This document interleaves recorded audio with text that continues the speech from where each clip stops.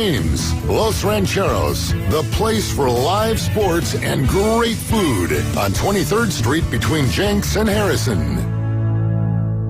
Hewitt Tire and Auto. Call 850-769-7323. Your certified AAA service center and hometown towing. Visit them online at HewittTire.com. On Airport Road in Panama City. 850-769-7323. Hewitt Tire and Auto Center and Hometown Towing. Need a tow? Call Billy at Hometown Towing, 850-265-1562. Get ready to discover new adventures this summer and hit the road in a new Kia from Bill Bird Kia. Our SUV family is built for all-in adventures and endless possibilities. Stop by Bill Bird Kia today and test drive a new 2025 Kia Soul, Seltos, Sportage, Sorento, or Telluride. You'll find the perfect balance with comfort, safety, and technology. Now offering 1.9% APR up to 60 months on the purchase of a new 2025 Kia Sorento during the Kia Summer Sticker Sales Event. Bill Bird Kia is the home of that 20-year, 200,000-mile warranty. See us today at 2435 East 15th Street or anytime at BillBirdKiaPanamaCity.com. Enjoy the view this summer because the road is yours in a new Kia from Bill Bird Kia. Offer from Kia Finance America for the purchase of a new 2025 Kia Sorento with $1,748 per $1,000 finance in 60 months. Qualities limited. Cannot be combined with other finance offers. The 20-year, 200,000-mile warranty is the Bill Bird Kia warranty. See dealer for complete details. Offer for well-qualified buyers. Must take delivery from dealer stock through 7725. Tired of flipping through channels and finding nothing good? Introducing Scorpion TV. Over 5,000 live streaming channels. Catch every game of the season with over 100 sports networks, including ESPN, ESPN Plus, the NFL Network, and Red Zone. Even pay-per-view events. Watch 400 local network channels from Panama City and most markets throughout the country. Fox, ABC, CBS, and NBC. It's more than sports. Scorpion TV offers premium movie channels like HBO, Cinemax, Stars, 200-plus entertainment and news networks, or watch thousands of movies on demand, all for just $45 a month when you use the ESPN NW promo code at checkout. Watch on up to 5 devices at the same time. Perfect for sharing with family and friends. Scorpion TV gives you everything you want for less. Cut the cord, not the fun. To score Scorpion TV, go to ESPNPC.com and click on the Scorpion TV logo. Don't forget our promo code ESPN NW. WGSX Lynn Haven, WVLQ Port St. John. Powered by Panama City Toyota, ESPN Northwest Florida. It's the next evolution of sports talk radio. The biggest stories and the biggest reactions. From college to the pros. Interviews with the newsmakers, sports betting, your phone calls, and more. And now, we're taking the inside drive with Ryan Mulvey. I love it. Broadcasting from the Gulf Plus Studios on ESPN Northwest Florida.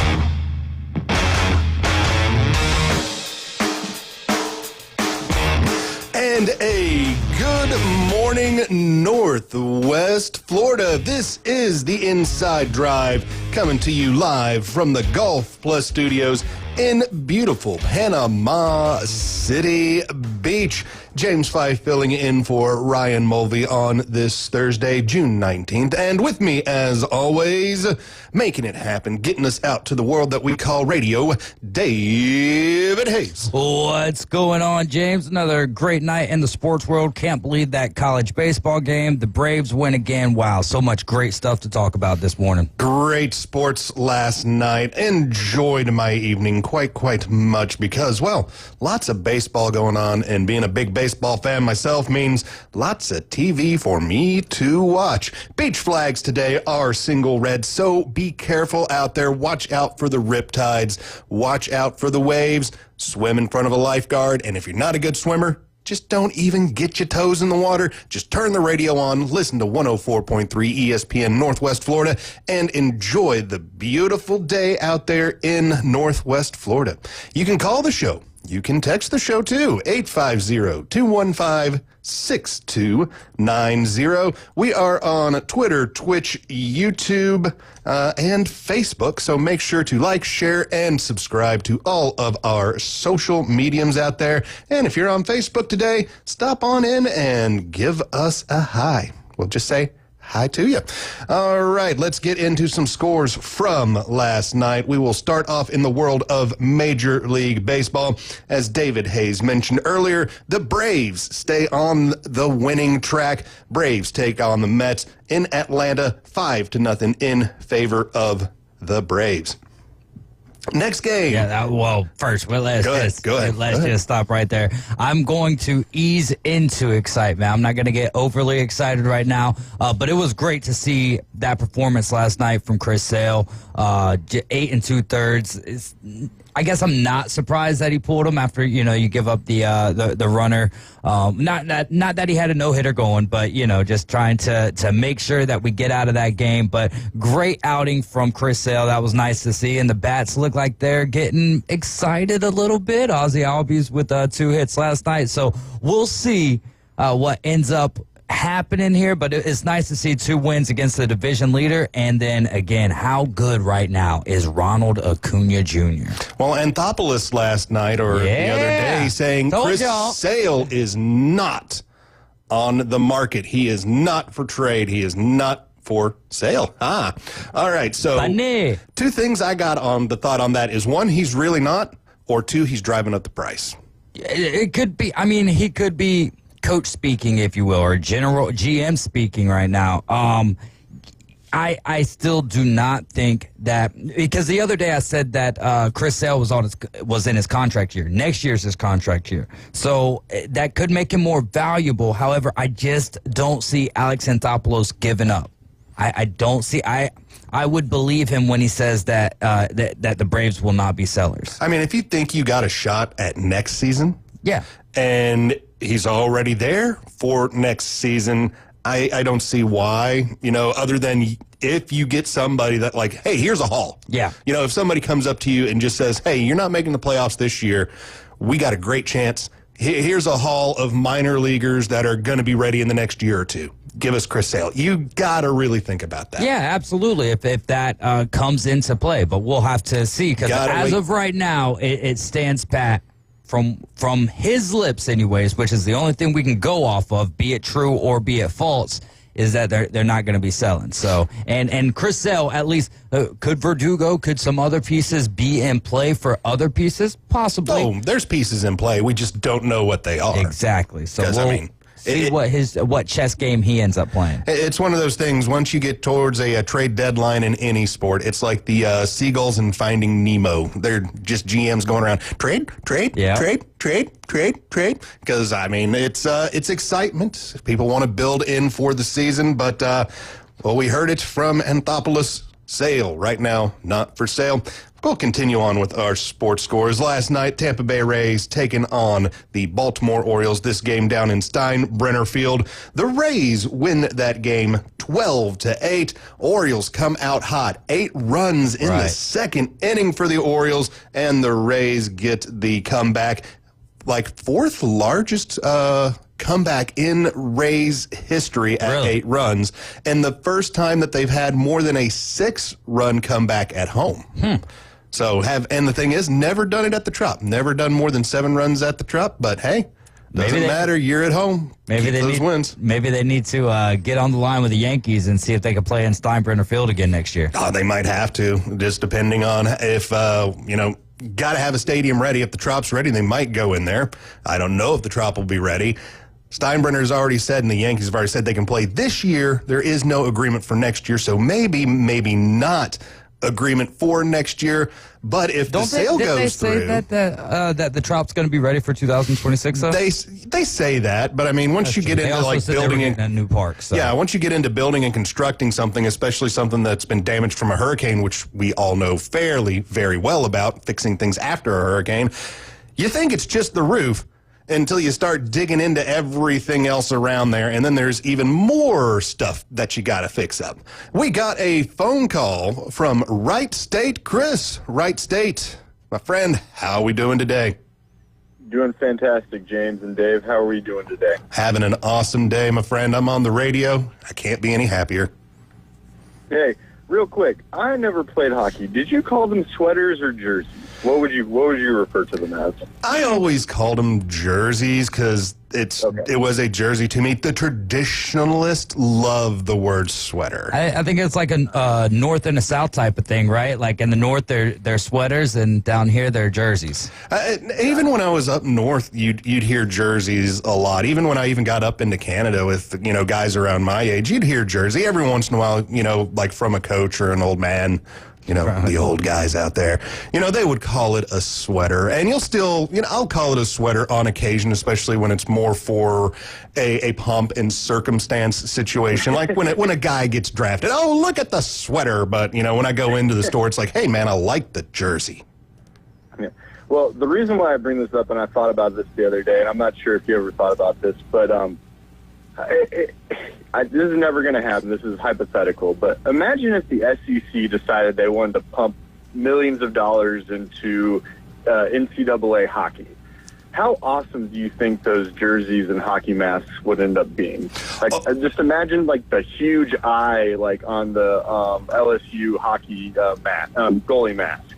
There are actually some cool jerseys. The SEC does have a not a rec league, but like a club league. They like to call it a club league. Yeah. And they do have a club league which these teams play each other, and there are some cool jerseys out there. They've been doing this for a good minute. University of Kentucky, I think, was the first one to hop onto it back in the 90s, and right now I'm thinking there's a good percentage of teams out there in the SEC that have teams. I know Vanderbilt has a team, Knoxville, Kentucky, Florida had a team for a while, not in the SEC, but I know Florida State has a team. They go over and practice in Jacksonville. That's a long drive, by the way, but to find ice around here, it does just take that kind of distance, So there are plenty of teams out there, and some of them do have some cool jerseys. Some of them you just look at the jersey and go, oh, okay, it's nice. It's a jersey. What would you like to see? Dave, would you like to see, it's never going to happen. Would you like to see SEC hockey be a big money thing at some point in time? I wouldn't even care about it being big money, but I guess that in order for it to be popular, it has to be big money. But yeah, why not see SEC hockey or, just Southern collegiate teams involved in maybe once in a blue moon, giving us a reason to dive more into collegiate hockey. So then now it's not just about people watching when it gets to the Frozen Four. It's Florida versus, Arizona State. And so now you're watching the round of 64. Oh, I'd love to see that. And imagine, imagine just the good fight. Well, I don't know how many are fights allowed in NCAA hockey. College hockey does not. Yeah, college hockey is like IIHF when it comes to hockey rules. You'll be beating a mask anyway. Yeah, you'd be beating a guy with a cage on. But it is a 5-minute major plus a 10-minute game misconduct. So a game misconduct much more harsh than a misconduct because you're kicked out for the rest of that game. And with IIHF rules and college rules, you're kicked out the next game as well. So if you want to fight, you can. The referees will back up and let you do it, but you're going to be out the rest of that game and the next game. Well, so my thing is, how chippy and chirpy could an Alabama-Auburn hockey game get? What could you see on the ice that actually shows the passion the disdain they have for each other? Hey, at the end of the day, they're just penalties, baby. Like Ohio State and Michigan, I haven't watched a hockey game of theirs, but I wonder how much vitriol they can actually show each other on the ice. And James, you know how chippy teams, if you're a professional chippy player, you know how to get underneath the other team's skin, but it's just one of those things where, you wish it was more NHL where you could actually handle the business, on the ice. Yeah, it is hockey. Hockey has fighting. It has always been in the sport. Some of the higher heads up in the sport now are trying to reduce/eliminate it, and I'm not huge on that. Now, in the 70s and 80s, there was a little bit probably too much where it looked a little more boxing-ish than hockey-ish, but it's a tradition in the sport. I really don't want to see it go away. I don't like the rules like the CHL, that's the Major Canadian Junior Leagues up in Canada. have new rules where you can only have like 3 fights a year and then you start getting suspended after every. I'm not big on that. I mean, maybe in juniors to try to, discourage, literally 15-year-olds from beating each other in the face, but it's the pros, man. The pros, man. Let them go. It's what they do. It's part of the sport. You sign up for it, man. I mean, when you go into hockey, it is there. In terms of what, we could see in college hockey, you'll see the scrums that you see in hockey where the gloves don't actually come off, but everybody comes up and pushes and shoves and gives the face wash with the gloves and all the slashing and, the cross-checking after the whistle. That still goes on heavily in college hockey, just like it does in all levels, of hockey. So you'll see a lot of that, and you'll see guys getting in each other's faces and exchanging, your mother wears combat boots insults with themselves and the referees because it's just part of the sport. So you'll still see a lot of chippiness. Something big like an Alabama-Auburn thing, you might see some punches thrown. Somebody might just go, you know what, I'm a fourth liner. I'm tired of seeing this guy take a run. I'm going to grab him. And you might see that. I need a lot more guys named Shane and Connor playing in SEC hockey than in Canadian Junior Nationals or whatever the heck. Absolutely. I think expansion of the sport, especially for younger people in America, has been growing, and that is going to be the way that we get more players up into the National Hockey League. And if you look at it, go back to the 90s, it was about 20% Americans. If you get into it now, we're running into about 35% from year to year. So we're getting better. And that's what we need to do is, get the kids playing, teach the kids how to play. And one of the reasons that I think we're doing a whole lot better than Canada right now is they're so worried about their junior programs and playing games. It's kind of like AAU with basketball over here right now, where we don't, practices are almost secondary, and teaching fundamental skills is almost secondary to going out and playing 4 and 5 games over a weekend. So it makes a lot of sense right there. Yeah, and that's one of the reasons I think we're starting to see more European goalies and more American goalies rising up the ladders quickly over the Canadian goalies, is because that lack of just teaching fundamentals. Now, my last question, and I'll get off because I know it's coming up on a break. Did you ever practice taking swings on ice? If you ever had to get into a scrum? Did you ever practice? Is that something you need to practice, getting your weight right if you're going to throw a punch at somebody? There are guys out there that are kind of the enforcer guys where they'll have an assistant coach and you'll basically just grab onto each other and you'll push and shove and try to get each other off balance. Basically having a fight without actually throwing punches on each other. I was a goalie, so that was not a big thing for me. I never really did anything like that. They were usually having me off on a corner doing other kinds of drills, and you didn't really see it amongst all the guys. But if you had 1 or 2 guys that it's what they do, and back when I was playing hockey, you had guys that was literally their job on the ice. You'll see them practicing those things. You didn't have Chris Osgood versus Patrick Waugh on your board somewhere? Oh, God, that was such a great fight. I only had one really good goalie fight, and it was my junior year in high school. We were at the state championship playing a team from Louisville that was just beating the dog out of us. I mean, they were a great team. The score was 15-2 or something like that. And into the game, one of them says something. One of our guys grabs one of their guys, and of course, line brawl breaks out. Their goalie comes down to my end. I said, cool, bro, let's go. So take my helmet off, take my glove off, take my blocker off. He takes his glove and blocker off, leaves the helmet on.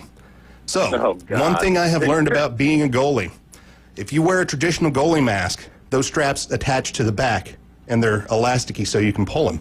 So what I did was I reached out, grabbed the front of his mask, pulled it as hard as I could towards me, let it go. It smacked him.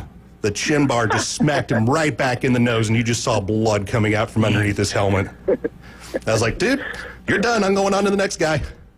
All right. Hey, thanks, y'all. Didn't mean to derail your show so early. Ain't no problem, Chris. Thank you for the call. Yep. All right. You have a great day. Thank you. Right State Chris, ladies and gentlemen.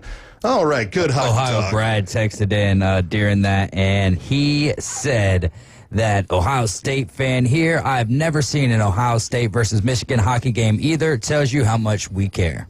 They do play because the Big Ten now does have a conference. Play. He's just saying that as a fan, he doesn't watch them. I can see that, and you also got to realize Ohio State didn't have a competitive NCAA team. They had a club team, and it's only been 10 or 15 years that Ohio State's been actually fielding, a big boy team that can compete. And the Big Ten has only been a hockey conference for about the same amount of time, for about 10 years. Before that, Michigan and most of those teams were playing in what we call Hockey East. Good organization, great league back in the day, Hockey East. They won many championships. It was like, talking SEC Big Ten type big in hockey because, man, great conference, but got kind of divided out by the Big Ten and then more teams heading out on the West Coast. But it's a good thing, just more college hockey.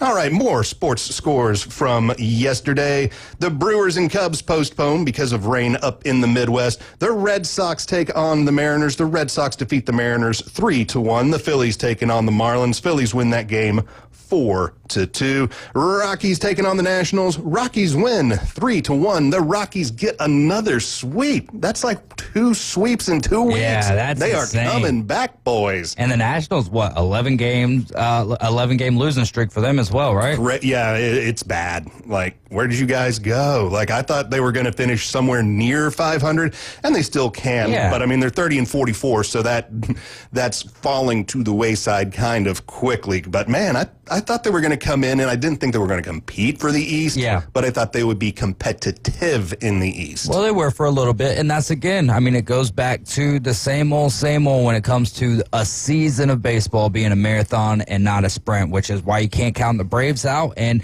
really you can't count any team out except for those. Look at the Rockies right now. Will they make the playoffs? Absolutely not. No. But it's fun to see them having a little bit of success throughout a miserable season to this point. And I thought they would be bad. Don't get me wrong, but I didn't think they would be this bad. Well, it's hard to imagine what seemingly is impossible. So yeah, exactly. I didn't think we would go into this season seeing like a White Sox of last year. I figured we had a little bit more variety, but I guess not. Angels taking on the Yankees last night. The Angels get 3 runs. Yankees get 2 runs. The Yankees finally get on the scoreboard after putting up zeros for 3 days, but still get the loss. Yankees still on a losing streak. Oh, man, the Yankees. Love it. Diamondbacks taking on the Blue Jays. Diamondbacks get the 8-1 Blue Jays get the 8-1 victory over the Diamondbacks. Reds take on the Twins. The Reds defeat the Twins 4-2 this game in only 6 innings. It was called because of the rain up in the upper Midwest yesterday. Royals, Rangers. Royals defeat the Rangers 6-3. Guardians, Giants. Guardians get the victory 4-2. Astros, Athletics 11-4 in favor of the Astros. Padres and Dodgers last night. Dodgers win again 4-3 over the Padres. Dodgers are now 46-29 on the season. Pirates and Dodgers were postponed due to rain. Cardinals, White Sox also postponed due to rain. All postponed games from yesterday, except for the Cubs, will be made up today. The Cubs and Brewers will be made up on August 18th. So a little bit of time for those. Go into college baseball real quick. That's funny that all of those are Central teams, too. They're all Central teams. They were all playing up in the upper Midwest that day. And I was looking for a game last night and going, postpone. Mm-hmm. So, open the weather app and, oh, man, yeah, it's raining up there. Yeah. I see why they're not playing. All right, college baseball last night. Wow. So let's see. LSU, Arkansas in a crazy game where LSU gets 3 runs in the 9th inning to eliminate the Razorbacks. LSU 6, Arkansas 5. LSU Tigers going to the Men's College World Series final.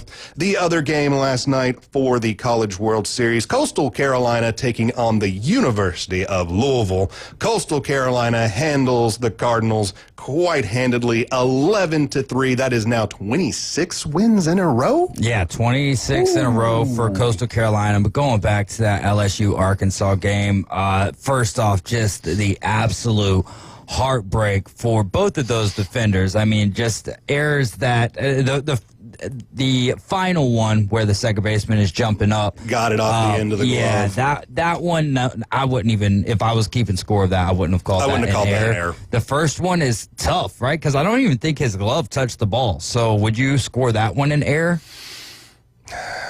I don't have the box score in front of me, so I'm not sure if they did.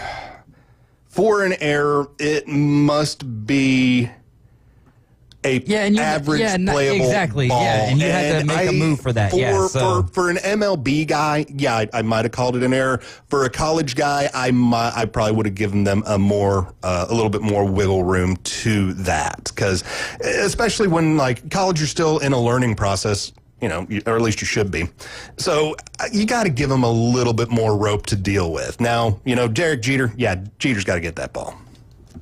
I'm trying to look up the box score to see if they did score an error or not. But either way, what a ball game that was last night. And, congratulations to LSU for having that magic once again. It felt like we were going to have a game today. Arkansas even gave up the ghost a little bit early, right? And then Arkansas climbs back into it, and then Jerry Jones just plays hero for LSU. So we've got a heck of a series on our hands starting Saturday, and it's good for both of these teams to get a couple of days off, LSU and Coastal Carolina, even though their pitchers are already pretty, they had 8 arms going into last night, get back to having maximum capacity for the pitching to give us a great World Series between Coastal Carolina and LSU. Should be a great one, Coastal Carolina, LSU. First game will be Saturday, 6 o'clock. It is a best of 3 series, and they will be playing a game every day. So no double headers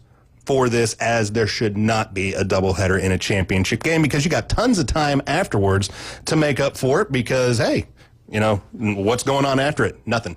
So make it happen. Don't have any delays. Play the whole games. Coming up next, we will talk about New York baseball and its no good, terrible, very bad week. This is the Inside Drive, coming to you live from the Golf Plus studios.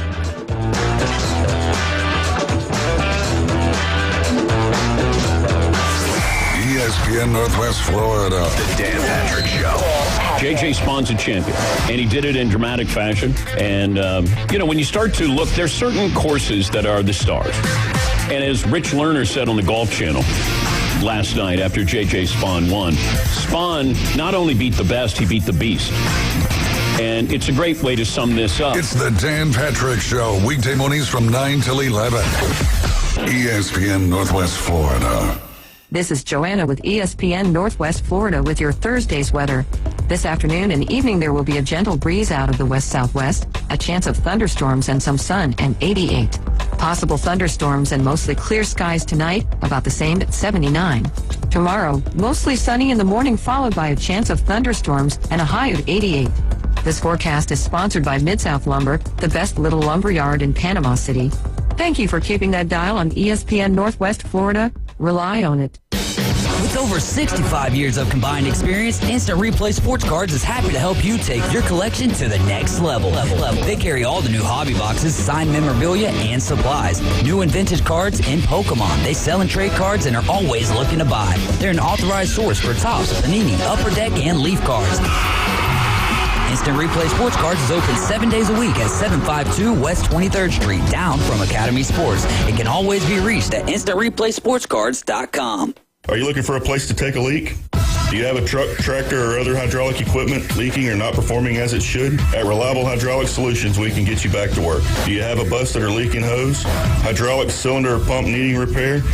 If competitive pricing and a quick turnaround are what matter to your business, come see us at Reliable Hydraulic Solutions. Or you can give us a call at 850-326-3000. Reliable Hydraulic Solutions, 6840 Highway 77 in Southport. The best place in town to take a leak. Now back to the Inside Drive, live and local from the Golf Plus studios. This is not for the casual fan. This is for the warriors. This is for the legends. We came, we saw, we kicked its ass. It's the Inside Drive with Ryan Mulvey on ESPN Northwest Florida.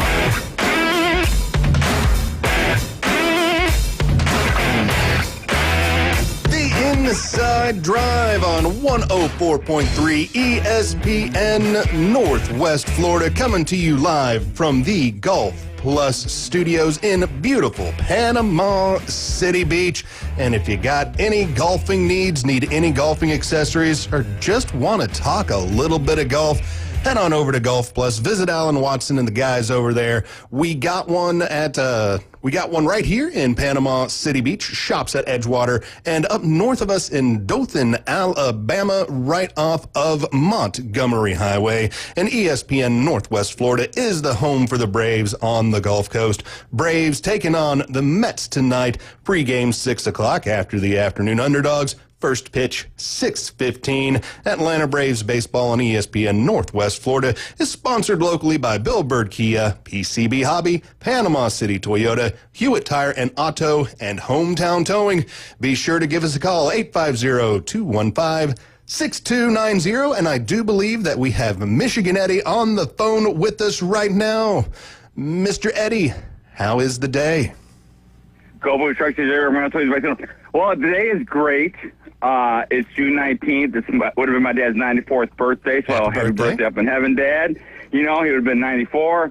But I remember listening to him on a Friday night. He would have his suds, after the long work week on WJR 760, listening to old Ernie Harwell and Paul Carey and the Tigers when they played at the old Tiger Stadium. But here's what's going on today. Forget the Braves. No one cares about the Braves. You know what's going on? You're going to have the two best pitchers pitch today in the same ballpark, granted different games. It's a doubleheader. Scooby's pitching game 1. Paul Skeens is pitching game 2 of our doubleheader starting within an hour or two. I think first pitch is 1:40 for game 1 and 4:40 local for game 2 because it got postponed yesterday. Yeah, 12:10 for the first game that would be the postponed game first. Yep, game 1, yeah. So anyway. So that's what's going on, man. And by the way, shout out to my buddy Nathan in Edmonton who listened to the show up in Edmonton. His son was down here for quarterback training with Eddie a couple weeks ago, and he listened in. And he agrees with everything I said, by the way, yesterday on my rant. And he loved it. And he loves the show. Just saying. So all the way up in Edmonton, eh? Anyway, love it. We're going international, bros. Well, hey, I'm the people's caller. I'm the people's caller, bro. That's what I do. We're getting worldwide, man. This is a good thing. I love it. And then you got your sponsors, PCB Hobby, the best sports card place in Panama City Beach in the Panhandle with Coach Brian, Emma, and everybody, Bill and Todd. Awesome, the best. I got some cards. And you, because you work there occasionally. And you guys are the best. I got to get some cards to get graded, by the way. Just picked up. By the way, you got to pick up Tiger rookies, man. Dingler, McGonigal, Rayner. Pick up some Tort. He's not a rookie anymore. Pick up his rookie cards. You got Riley Green. And Jackson Jobe, he's hurt. Pick up those cards while they're cheap, man, because they're going to go up in value, bro. I think Screwball's still a good buy right now. Truthfully. Yeah, because I think he's still got way more to go up. Yeah, I got his cheap, and I got a lot of 10s and PSA 9s, man, and it's investments, man. Diversify your portfolio. Exactly. You know what I mean? I had a diversify. I picked up a PCA. This time last year I picked up a PCA when he wasn't doing too well. Nice auto on a Heritage. Sold it last week for a pretty penny. Quite happy with myself. Talking about PCA, so Eris graduated in 2022 from USCB in Hilton Head. And then my wife was graduating for her master's from Liberty a week later, but we stopped in Myrtle Beach on the way up. And so, Eddie plays ball and all that. Let's go to minor league game, the Pelicans. Yes. And it just so happened they had a combined no-hitter of the Columbia Fireflies, which is a Royals affiliate, right? Or at that time, it was a Royals affiliate. And then the Pelicans, of course, is the Cubs. But guess whose autograph we got? Who'd you find? PCA. Nice. Great. When he was with the Pelicans. That no joke. Awesome. Did you get it on minor league ball? Yeah, minor league ball, and he was one of the few people that stayed around and gave the kids autographs and all that. And I'm like, well, just get autographs. You never know. Hey, he's a pro ball player. Go get it. And the kids went and got it. It was awesome. And it was no-hitter. Combined no-hitter, man. That's great, it was pretty sweet. Great story on that one. Love that one, Eddie. Got anything else for us, Michigan Eddie? Just the Red Wings will be back. Pistons are back. Lions, watch out. They're on fire. And Ben Johnson are coming after you, you traitor, you Benedict Arnold. And then who else I got? I said the Pistons, Red Wings, Lions, Tigers. Michigan football. Buckeye boys, suck it up. We're not getting into any trouble. We'll be back. We're going to whoop your keister again for the 5th year in a row. Anyway, I'm out. You guys have a blessed day. And, shout out to Alan at Golf Plus. I wanted to say that, too. We bought Kelly her new clubs, her Callaways from Golf Plus with Ellen. So thank you very much. It improved. She got her PR using those new clubs in her last tournament. And we're off to Destin tomorrow for a 2-day tournament at Emerald Bay with the Emerald Junior Golf Tour. So thank you, Ellen. Go Blue, Traverse City, Arizona. Bring our toys back to God bless our troops. Happy birthday, Dad. And you got, Jesus is our Savior. I'm out. See ya. I'm out. Thank you, Michigan Eddie. Good luck in the golf tournament. Good luck. And, hey, thanks for giving the Golf Plus, PCB Hobby, the nice plugs there. Great sponsors here at ESPN Northwest Florida. Oh, I forgot one score last night. I said we were going to go over WNBA scores, and I forgot one game in the WNBA last night, so we'll go over that score real quick. The Mercury taking on the Suns. Mercury defeat the Suns 83-75. Now we have completed last night's scores. I really do need to work those in, though. There you go, man. So I worked it in. I remembered. Now let's go back to my original thought that I had before we left, and that was New York baseball, and it's no good, terrible, very bad week. You take the Yankees, you take the Mets, you put them together over the last week. What do you get? You get 11 losses in a row. Ooh, that is bad. 11 losses in a row. The Yankees, 1-6 over the last 7 days, have been outscored 7 runs to 16 runs. The Mets have a 1-5 record over the last 7 days. A little bit better on the scoring. They have 17 runs. A lot worse on the giving up side. Giving up 37 runs in 6 games. Ow-wee. Ow-wee. I mean, that's tough. That's some bad pitching right there, man. Yeah, that is. Especially what's been the strong side for the Mets to this point has been their pitching, especially their starting pitching. So, yeah, it's been a tough go, but I'm not shedding one single tear over that. No, I am not. I am actually kind of enjoying a little bit of reveille on getting to do this, but just letting the people know what's going on. So, for the Yankees, why so bad? Why so bad, Yankees? Well, let's start by looking at their key piece, Aaron Judge. We all love Aaron Judge. Aaron Judge, future Hall of Famer. You'd agree, David Hayes? Yes, absolutely. Going to the All-Star game this year, you agree, David Hayes? Yes. All right, I agree with both of those statements at well. But if we look at the last 7 days for Mr. Judge, a batting average of .083. That is 24 at-bats and 2 hits. 2 hits. 7 games. God. Ooh. 2 hits in 7 games? 2 hits in 7 games, 24 plate appearances, 1 run, 1 home run, 1 RBI. Got 5 total bases in that time period. 2 walks to 15 strikeouts. 15 strikeouts, 7 games. You're striking out twice a game at that rate. He's up in the top of the order. That means he's coming up at least 4 times. He's striking out half the time he comes up right now. Scary numbers right there for Judge. Hopefully he'll turn it around because I like watching Judge smack some home runs because, I mean, let's face it, he is good at it. As long as they keep him in right field and don't put him back in center field, I think that'll help out a lot. Yeah. DJ LeMahieu also having a no good, terrible, very bad week for the Yankees. A .071 average on the week. Played in all 7 games. 14 at-bats for 1 hit. 1 total base. 1 walk. How long has he been back from injury for? He has been back from injury, like a month or so? I want to say at least a month. He has a total of 29 games so far this season, so that's about a month.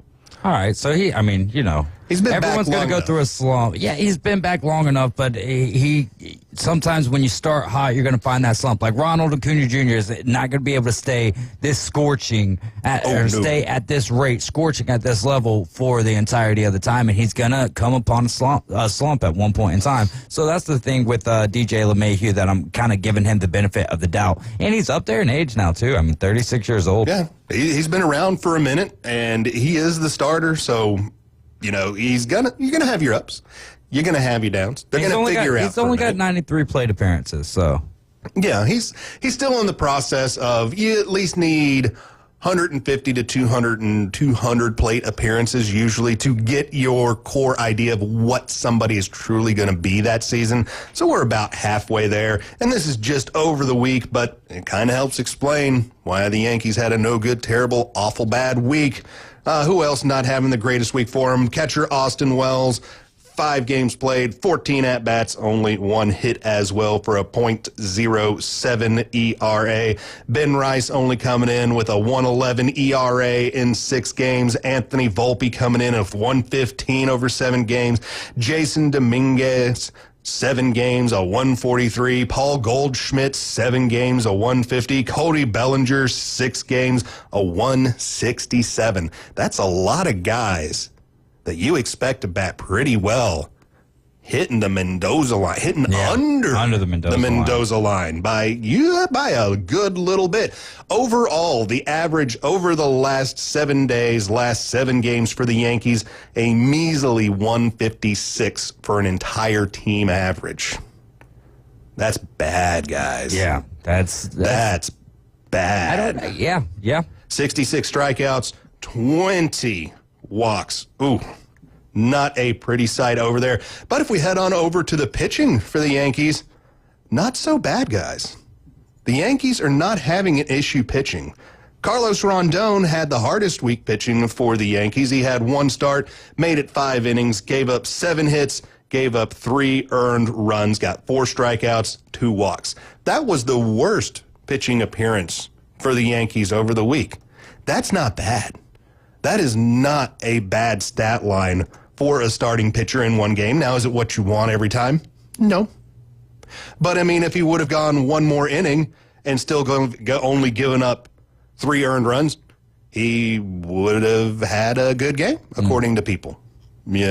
So it's not a problem of pitching for the the Yankees right now. Now let's go look at the Mets real quick and try to figure out what is going on with them. Lots of losses. That is what's going on with them as well. 1-5 in their last 6 over the week. Stats for them, let's go in and look at the batters first. So, not as bad on the offensive side for the Mets. Not as bad. Let's see, guys under, we got a couple of guys under here that are under the Mendoza line. Brett Beatty, the third baseman, second baseman, 4 games, a 182. Pete Alonso, the polar bear, having not a great week. 6 games played, a 174 average. Francisco Lindor, 6 games and a 136 average. Francisco Alvarez, catcher for him, 4 games, a .077. So some of the bats pretty quiet. But then you got Starling Marte going out there, having 4 games played, getting 7 hits, having a .438 batting average with 3 RBIs over the week. So not totally on the batting for the Mets. Now let's head on over to the pitching, and this is where the Mets, I think, are going to start crying because their pitching over the last week, not pretty at all. Ryan Stenick came in for 3 games, got shelled in all 3 games, has an ERA over 27 for the week, giving up 5 earned runs in 1.2 innings. He literally did not make it 1 whole inning in any of his appearances over the last week. Oh, that's rough. I think rough's a little bit of an understatement there. Paul Blackburn making 2 games over the week for the Mets, giving up 7 earned runs in 4 innings. That gives you a 15.75 on the ERA. Griffin Canning coming in for a reliever, coming in for eating some innings in one of those games that was just out of hand, just didn't eat many of it. 4.1 innings pitched, 6 earned runs for a 12 ERA. Reed Garrett, somebody I thought that was going to go in there, have a chance at fighting for that closing position. Nah, not right now. Giving up 1 earned run, blowing the save, and having a 9 ERA. The Mets and their pitching just do not have it together. So, hey, I'm kind of enjoying it. Seeing all the New York baseball teams getting a little bit worried, getting a little bit antsy, even though both of them are still in absolutely total fine positioning in terms of the standings. But seeing them squirm a little bit before the All-Star break and maybe getting them a little bit worried, maybe get them a little bit itchy, they might make a bad trade. There you go. Maybe. We can hope. But, hey, it has been the no good, very bad, awful, terrible week for New York baseball. The bad good segment. The good bad segment, the bad good segment, whatever we want to call it. I am having a great time. All right, coming up next, the Lakers are being sold. We'll discuss that, and we'll look at some of the other teams and what they have sold for in the past, and the Rays. So happy about this one. The Rays are in conversations to be sold as well. This is the Inside Drive, coming to you live from the Golf Plus studios.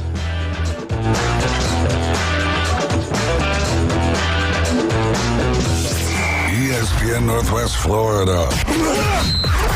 Colin Cowherd. Quarterbacks can be a lot of things in the NFL, but they can't be weird. You start looking at the stories that came out. Aaron Rodgers was the Steelers' 3rd choice. Aaron's career is ending the way a lot of careers end for relatives and musicians and actors. Aaron's aging the way weird ages. The Herd with Colin Cowherd. Weekdays, ESPN Northwest Florida. Cold, creamy, and gourmet. Milkshake Factory is now open at Breakfast Point Marketplace near Publix next to First Watch. Unbelievably delicious handcrafted milkshakes and chocolates like the famous chocolate bark. Try the mouth-watering chocolate dipped strawberry shake. Family-friendly fun and unforgettable shakes await. Milkshake Factory now open at Breakfast Point Marketplace near Publix next to First Watch on Back Beach. Milkshake Factory. Experience a higher level of service. David Adamson Designer Jewelry has been providing you the very best of fine jewelry and repair in Lynn Haven for over 32 years. David has added Amber Anderson and Russ Klinger, names you've known and trusted in PCB for years with your fine jewelry and watch needs. Find that one-of-a-kind engagement ring, that special anniversary gift, or something colorful just for you. Amber and Russ will find it or build it for you. Serving Bay County and beyond in Lynn Haven at the corner of Ohio Avenue and 9th. David Adamson Designer Jewelry. Are you looking for a place to take a leak? Do you have a truck, tractor, or other hydraulic equipment leaking or not performing as it should? At Reliable Hydraulic Solutions, we can get you back to work. Do you have a busted or leaking hose? We can typically replace them while you wait. Hydraulic cylinder or pump needing repair? In many cases, we can have it back to you the next day. Reliable Hydraulic Solutions, 6840 Highway 77 in Southport, just south of Tractor Supply. The best place in town to take a leak. Broadcasting from the Golf Plus studios, it's the Inside Drive. Spreads, picks, and parlays. Get the breaking news, insider angles, and expertise so you can run your game. I told y'all to run that. And now the Inside Drive with Ryan Mulvey, ESPN Northwest Florida. This is the Inside Drive, coming to you live from the Golf Plus studios, right here, 104.3 ESPN Northwest Florida. And the Best of Bay is going on. And thank you for nominating the Inside Drive with Ryan Mulvey and the Coach Hale Morning Show as your favorite radio show in the Best of Bay from the News Herald. We're on a mission to be hyper-local, serve the community, and provide our residents and visitors an exciting and entertaining space.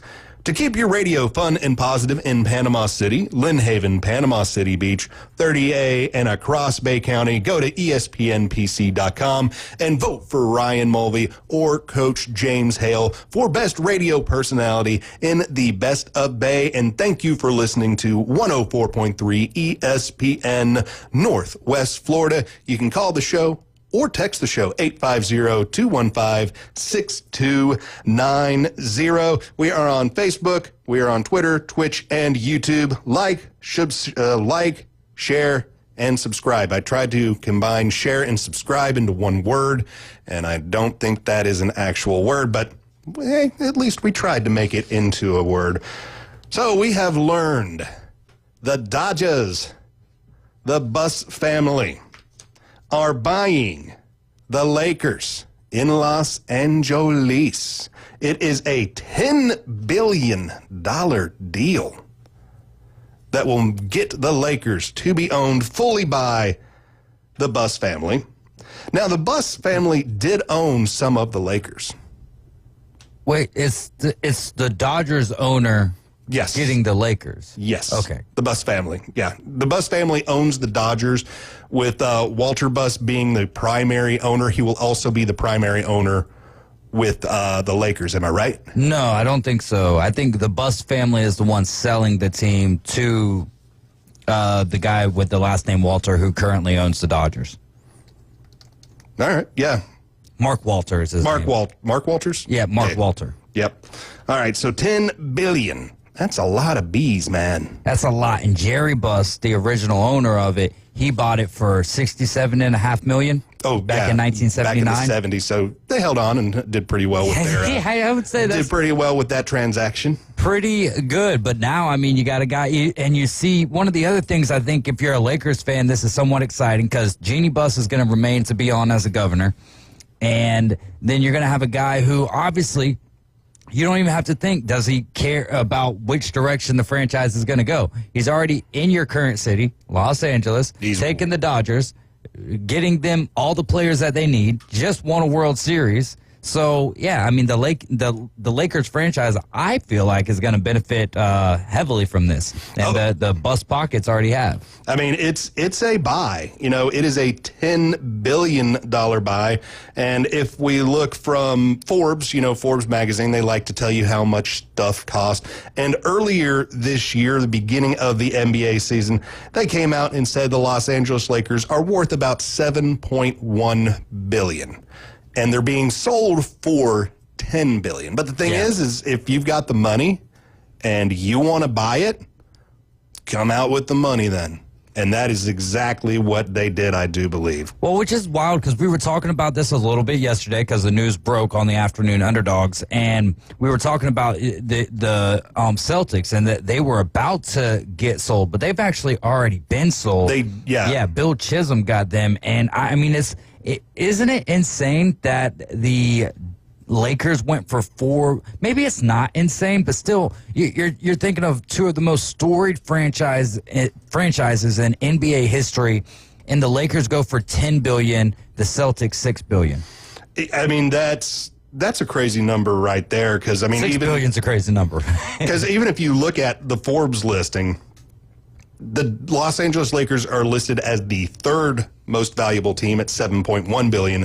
The Boston Celtics as the fourth most valuable team at $6 billion. So their valuation is differenced by just $1 billion, whereas the sale was different in wow. Yeah, and so the Celtics were sold for around where they were valued at, whereas the Lakers were sold at $3 billion? $3 billion over. 2.9 billion over what, and I mean, this is Forbes, you know, putting it out there. And they're kind of spot on-ish on, you know, what these teams are usually valued at, because usually they'll say this team is valued, and if you see later in the year one of those teams selling, it's usually within that price range of, you know, about 10%-ish. So that's not a bad guess at all.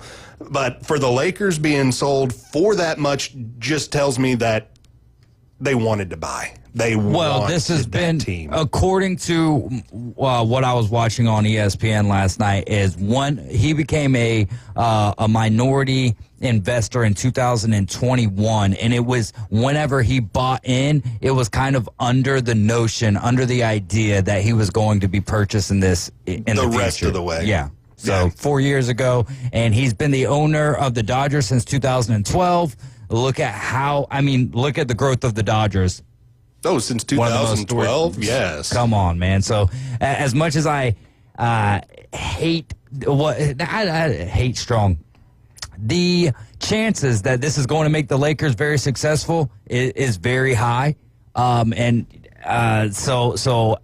I mean, the Lakers that part of it's not great. You're right, but exactly. They're the Yankees. They're already successful. It's just this sale might keep it going that direction. It increases their success potential, but it absolutely increases their aggression in the free agent market and the player market. So now you've got LeBron and Luka. LeBron's, fading out, but Luka's one of the faces of the game, as we've talked about before. The NBA doesn't really have a true face of the league right now, but Luka's one of those faces, and you could see him going out and making other moves to build that roster up to having, superstars across the board. Can you really do that now with the new CBA? With the salary cap and whatnot, no, that'll be not superstars across the board, but, you're willing to go out and spend. They will spend and spend every single dollar that they have available towards them and try to put it in not just, this is a flashy player, but put it in the players that fit right in the organization. Yeah, I think that's what the Dodgers have done, right? Yeah, and the Dodgers have been very good about getting guys that fit. Yeah, because they didn't just go out and get Rafael Devers. They could have, right? They could have. Knowing that price tag, they could have went out and gotten anyone that they want to. That's why they're so successful. Trade deadline in and deadline out. But I think we'll see the same thing from the Lakers. Yeah, I do believe. I don't think we will see a step down in the Lakers. Now, did the Lakers not have the best year according to Lakers standard this year? Yeah, but that's got to be expected every once in a while. You can't, this isn't the Bundesliga where like the same team in Munich wins every single year. Mm-hmm. We got different teams winning, and that's a good thing, people. You don't want your team winning every year, even though you think you really do. It would kind of make it boring there after a minute. Another sale is being talked about, though, this one in Major League Baseball. The Rays, yes, the Tampa Bay Rays have a maybe potential buyer at $1.7 billion. So Stu Steinbrenner is actually seriously looking at selling the team. It will be principally owned by Patrick Zalbowski. I hopefully got that name right. Sounds right. Florida real estate developer leading the group is from Jacksonville. So as you said earlier, with the Lakers being sold to the Walters, we can continue seeing winning ways because they got a winning organization going. Now, the Rays have been fairly winning. We can say that in the last 20 years. They've been a pretty good team. Had a down year last year, having an okay team, okay run this year. But Stu has always been a very tight-fisted owner when it comes to handing out money. Right. Now, is this going to change anything? Are the Rays now maybe going to be looking into spending? I know nothing about the guy. He is a real estate developer. He doesn't have anything else in major sports, it looks like. So it's one of those, what you going to get? No idea. And the only reason I know anything, even spoke as much as I did about the whole Lakers change of ownership, is just because that guy owns the Dodgers and look what they've done. Outside of that, I don't know a lot about these ownership groups and what they bring to the table. Like you're mentioning right there, all we know about this guy is he's a real estate agent, right? Yeah. So hopefully he's good with numbers and we'll spend a little bit more on the franchise, especially when it comes to the players. I think the staff has been doing a great job, but when it comes to the players, spending more on the roster and seeing them being competitive while also being a sense of pride for the area of St. Pete and Tampa, of course. And he has sent in a letter of intent, so that does mean he has intent to buy. Now, that is not a legal binding thing whatsoever, right. So he can still say no, or Stu can come back and say, no, I'm not going to sell it. But, I mean, in terms of myself being a Rays fan, I'm almost kind of looking at it with optimistic excitement just because what we have gotten from Stu for so long right. has just been cheap skatery. You know, it's not like he doesn't care about the team. He cares about the team. I do think he cares about the team. I just think he cares more about having a dime in his pocket than spending a dime on an outfielder. And in this day and age in baseball, that doesn't do great on championships. Now, the Rays have had some runs, you know, for World Series. They've been to the World Series twice in their existence, one of them quite recently during the COVID year. Mm-hmm. So, I mean, they're a team. They've got something. They've got a minor league system that's pretty good right now. So if they can just bring in, keep the stability of the organization, you know, keep your management what they're doing, because they're doing fine. Kevin Cash is doing fine. He doesn't seem to want to go anywhere. Leave all those guys in place.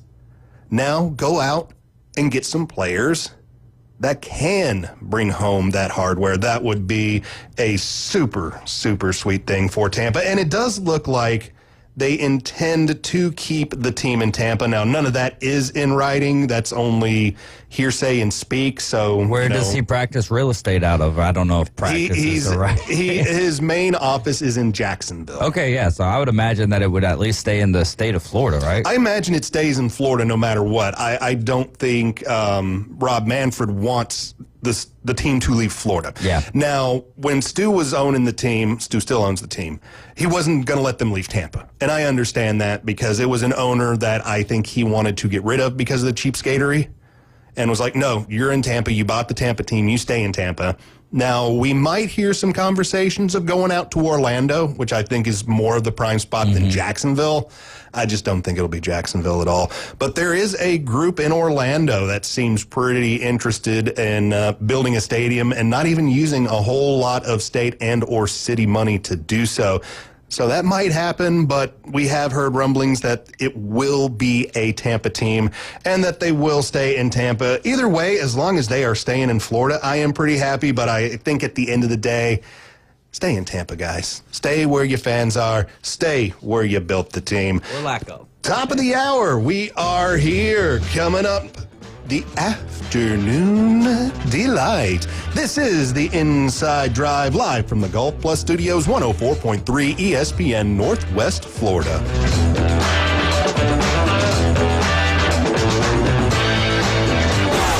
The ride home just got more dangerous. 104.3 ESPN Northwest Florida is your spot for the afternoon underdogs. One of the more underrated. Fast as lightning. You know that he's got perseverance. Weekdays 4 to 6 live from the CBC Construction Studio. Reactions, rants, and your calls at 850-215-6290. The afternoon underdogs are live and local. Weekdays on ESPN Northwest Florida. Good afternoon. This is Joanna on ESPN Northwest Florida with Thursday's weather forecast. A possibility of thunderstorms and some sun the remainder of the day with temps near 88 and a wind 10 to 15 miles per hour. A likelihood of thunderstorms and mostly clear skies tonight and a temperature of 79. The same tomorrow around 88 with mostly sunshine in the morning but otherwise possible thunderstorms. This forecast is brought to you by Earthworks of Northwest Florida. Thank you for keeping that dial at ESPN Northwest Florida. Rely on it. Tired of boring merch and want your brand to stand out like the big names? Elevate your look with Red 7 Tees. They don't just print shirts, they create bold identities. They are a veteran-owned custom apparel shop providing the kind of detail that turns heads, using high-quality digital printing and embroidery to give you that unique style you love with no minimums or cookie-cutter designs. From small business to sports teams, if you've got a vision, they'll help you wear it proudly. Visit red7tees.com. WGSX Lynn Haven, WVLQ Port St. Joe. Powered by Panama City Toyota. And that's out of the ballpark. ESPN Northwest Florida. Now in stock at Tommy Otto's. 2015 Jeep Grand Cherokee Altitude. Luxury at a value price. $13,995 or a 2017 Hyundai Santa Fe Sport with one owner. Sporty and affordable. $11,995 at Tommy Otto's. Buy here, pay here. Financing options available. Everyone is approved. Tommy Otto's, 2209 West 15th Street, Panama City. 850-960-8664. For the latest deals and specials, follow Tommy Otto's on Facebook. Add tag, tax, and title. Now back to the Inside Drive. Live and local from the Gulf Plus Studios. Skyrockets in flight. And now, the afternoon delight debrief with the three degenerates from the Inside Tribe. Afternoon delight. ESPN Northwest Florida. Sky rockets in flight. Afternoon delight.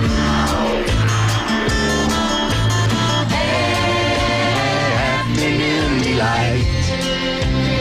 This is the Inside Drive, coming to you live from the Golf Plus studios right here in beautiful Panama City Beach, 104.3 ESPN Northwest Florida. You can call the show.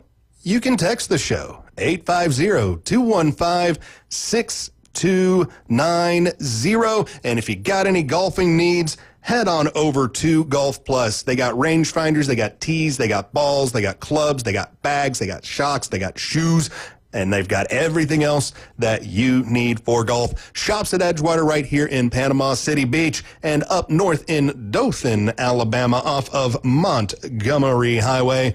ESPN Northwest Florida is the home for the Braves on the Gulf Coast. Braves action tonight, 6 o'clock pregame, 6:15, first pitch against the Mets. Atlanta Braves baseball on ESPN Northwest Florida is sponsored locally by Bestway Portable Buildings, Reliable Hydraulic Solutions, Mid-South Lumber, and Brock Pest Control.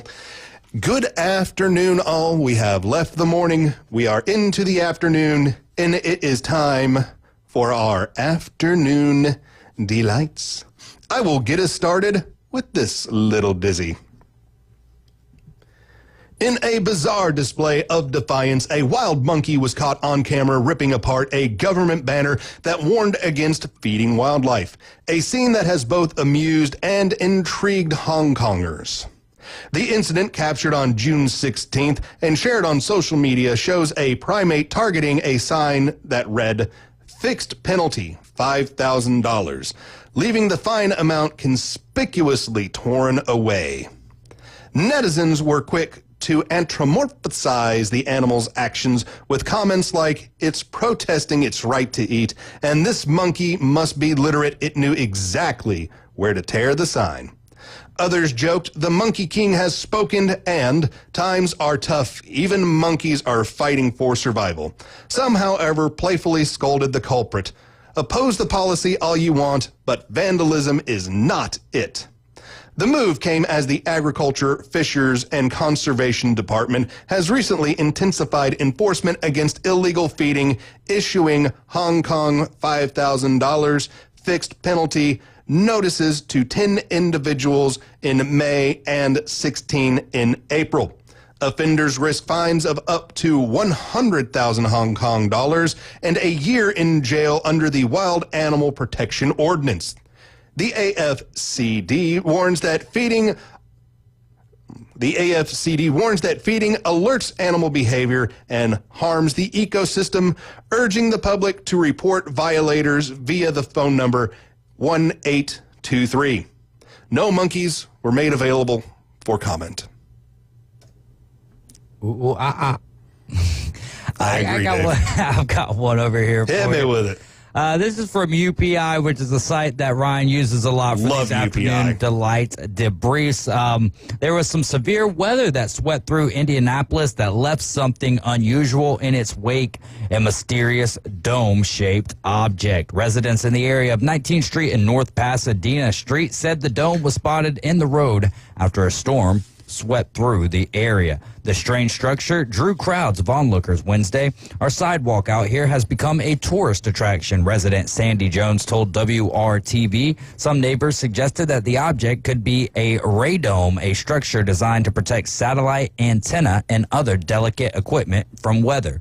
An employee at V2X Technology, located near Pasadena Street at the site formerly occupied by Raytheon, said the object appeared to be a radome from the business, but officials were at a loss to explain how the weather managed to carry it all the way to the neighboring road. Neighbors said that the dome was removed Wednesday night, and it is not. It does look like a piece of equipment that's been up in the atmosphere, but it is not small by any means. Oh, I would imagine it would, because it's covering like antennas and stuff on those towers, and those towers are not small little things. Like you climb up to the top of them, they look small on the ground, but when you get up there, it's a pretty good size. So. What's also amazing is that it didn't, like, with it landing in the street like that, the fact that it didn't damage anyone's houses or anything. Oh, totally great that. I mean, I bet it's a little bit heavy. I don't think it's super heavy, but I mean, it's made out of metal, so it's gonna have some weight to it.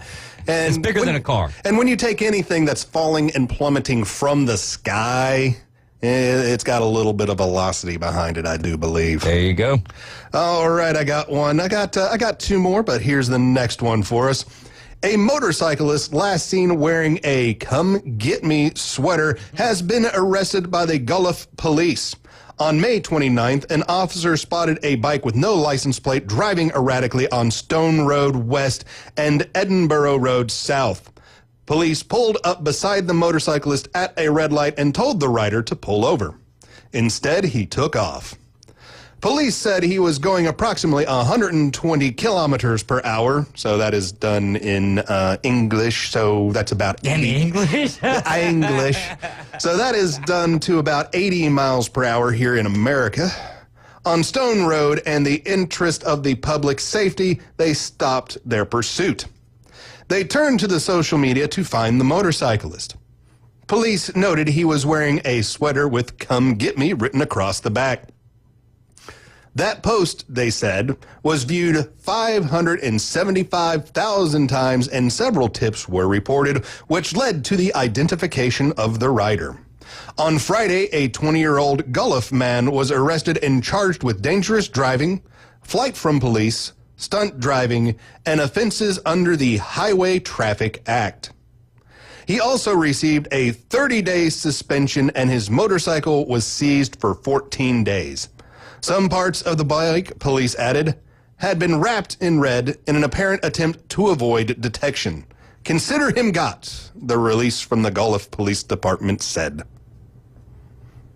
Guelph is a funny name. But that's across the pond. Guelph, yeah, that's going to be somewhere in England, I would assume. Might be in Scotland since it said Edinburgh Road, but Guelph sounds much more to me like Old English, probably somewhere north up near the border with Scotland. But I got one more if you don't got one. Yeah, I got one for you. I'm going to help you out since we don't got a third voice in the booth with us today. But also from UPI.com from just a few days ago, June 17th, a couple days ago, a Maryland lottery player said he was cleaning out his car when he found a forgotten Powerball ticket that turned out to be a $50,000 winner. The Philadelphia man, who frequently travels for work as an engineer, told Maryland lottery officials he bought the ticket June 4th from Woodlawn Mart on Woodlawn Drive in Baltimore County. The man said he was cleaning out his car more than a week later when he rediscovered the forgotten ticket and found out it was a $50,000 winner. I was ecstatic when I realized I won. He said, "I hope this is the first of many wins." The winner said his prize money will go toward paying bills and boosting his savings. So it's his first win. How long do you think he's been playing? And then he's going to be like, "Hey, I hope it's the first of many more," which, hey, I love the optimism from my perspective. I mean, he's probably been playing a good hot minute, but could you imagine just like, you're just having an average day. Yeah. I got not a lot to do today. Let's clean out the old truck. So you start cleaning out the truck, and magically, $50,000 in the old red truck, Dave. What do you say? Yeah, I say I'm doing what he's doing, paying bills and then boosting the savings and helping people out where I can. Hopefully they don't find out, that there was a big winning there. But no, really cool, and makes me want to just start buying lottery tickets and leave them laying around just for a little let them sit while. in the truck and mature. I mean, doesn't that happen like that with bets sometimes? Like you do a bet and then don't stay up for it or forget about it or whatever. Then you wake up. You're like, oh, wait, nice. Let's go. I have done that before, but do remember some of these lotto tickets do have expiration times on them, usually 90 days, 180 days, somewhere in there. So don't let them mature too long. Make sure that you do turn them in if you want your cash money prizings. So we had one story about speeding. You ready for another story about speeding? Let's get it. All right. Strongville, Ohio. The Fox 8 I-Team has learned Cleveland Browns rookie quarterback Shedeur Sanders was pulled over early Tuesday morning for allegedly driving over 100 miles per hour. According to Strongville police records, an officer stopped Sanders on 71 North around 12:24 a.m. on June 17th. A report states Sanders was driving 101 miles per hour. That was 41 miles per hour over the posted speed limit.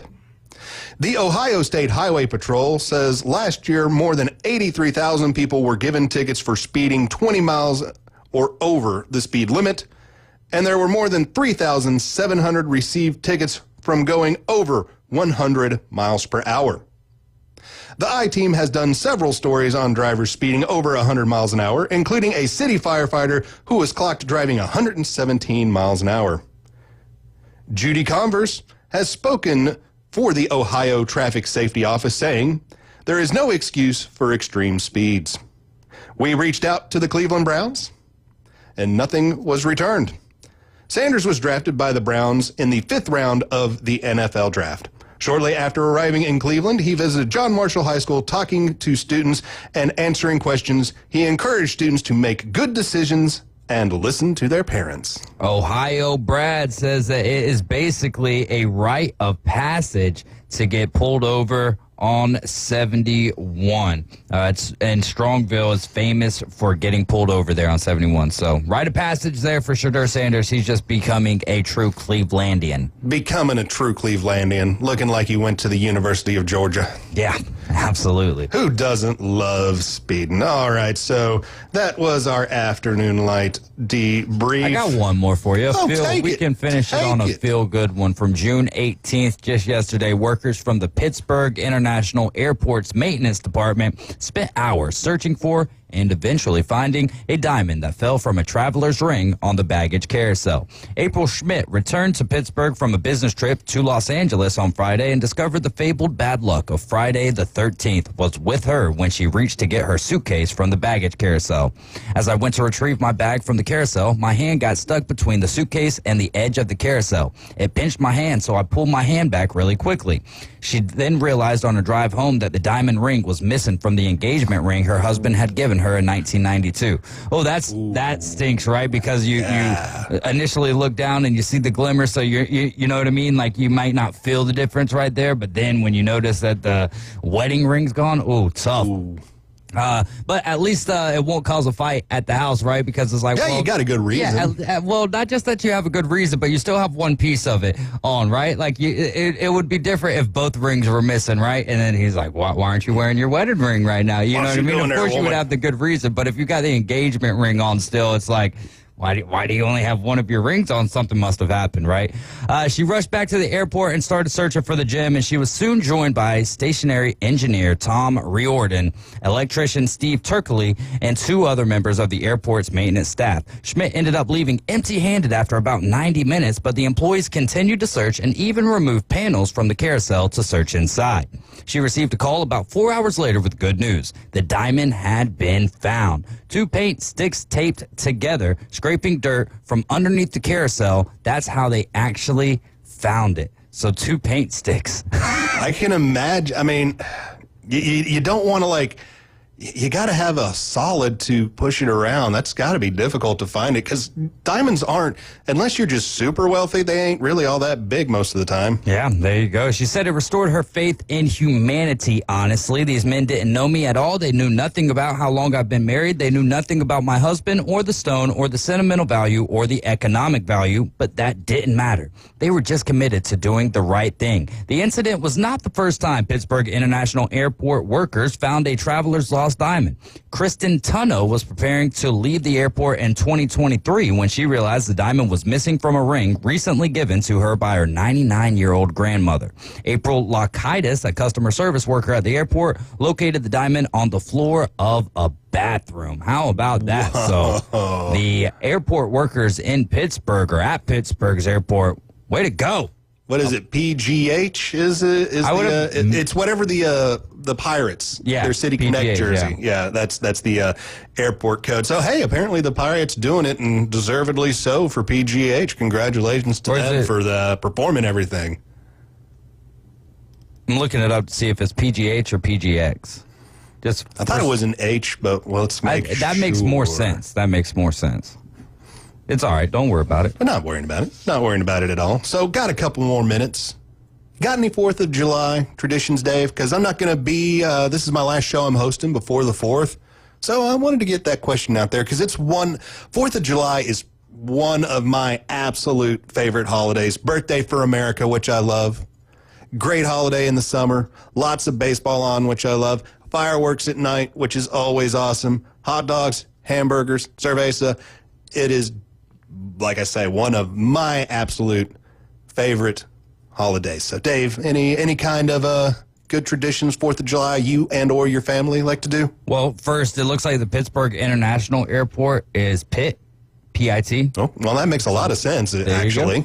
And as far as July 4th, I don't have any traditions anymore necessarily, and maybe one day they'll be revolutionized. That's what I'm going into. Let me build over here, brother. But no, right over there off of Beach Drive, my grandparents used to live off of Lisenby Avenue at the end right there, and so we would always on July 4th go down there to the bay off of Beach Drive and watch the fireworks and kind of spend a large portion of the day out there as well, and then feed the ducks and then go back down to the bay. And so that was family time and fireworks.